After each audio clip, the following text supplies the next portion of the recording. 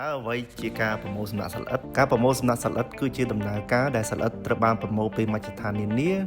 ដើម្បីសិក្សាពីភាពចម្រុះប្រភេទនិងទូនាទីរបស់ពួកវានៅទីកន្លែងដែលបានប្រមូលការប្រមូលសំណាក់សត្វល្អិតមានសារៈសំខាន់សម្រាប់វិស័យបណ្ណវិទ្យាកសិកម្មនិងបរិស្ថានឧទាហរណ៍ដើម្បីបញ្ជាក់ពីប្រសិទ្ធភាពនៃការប្រើប្រាស់ថ្នាំកសិកម្មក្នុងការគ្រប់គ្រងសត្វល្អិតចង្រៃលើដំណាំការប្រមូលសំណាក់សត្វល្អិតមុនពេលនិងក្រោយពេលប្រើប្រាស់ថ្នាំគួរត្រូវបានធ្វើជាទៀងទាត់ដើម្បីផ្ទៀងផ្ទាត់ឬដើម្បីស្វែងយល់ពីវត្តមានសត្វល្អិតចង្រៃលើដំណាំទៅតាមរដូវកាលដាំដុះគេគួរតែធ្វើការប្រមូលសំណាក់សត្វល្អិតជាទៀងទាត់និងកត់ត្រាក្នុងកំណត់ហេតុដាំដុះដំណាំដើម្បីមានភាពងាយស្រួលក្នុងការចាត់វិធានការភ្លាមៗនិងនៅរដូវកាលក្រោយៗវិធីសាស្ត្រនៃការប្រមូលសំណាក់សត្វល្អិតមានច្រើនអាស្រ័យលើទីតាំងប្រភេទដំណាំប្រភេទសត្វល្អិតដែលជាគោលដៅសិក្សាសម្រាប់សត្វល្អិតដែលមានស្លាបហើរនិងរុក្ខជាតិមានភាពសុបទ្រុបដូចជានៅតាមស្រែជាដើមការប្រមូលសំណាក់សត្វល្អិតដោយការបក់គឺជាការសមស្របខណៈការប្រមូលសំណាក់សត្វល្អិតដែលវាឬរត់អន្ទាក់កំប៉ុងដៅគឺជាវិធីសាស្ត្រសមស្របបំផុតដោយឡែកការប្រើប្រាស់អន្ទាក់ស្អិតពណ៌លឿងគឺមានភាពសមស្របសម្រាប់ការប្រមូលក៏ដូចជាការតាមដានវត្តមាន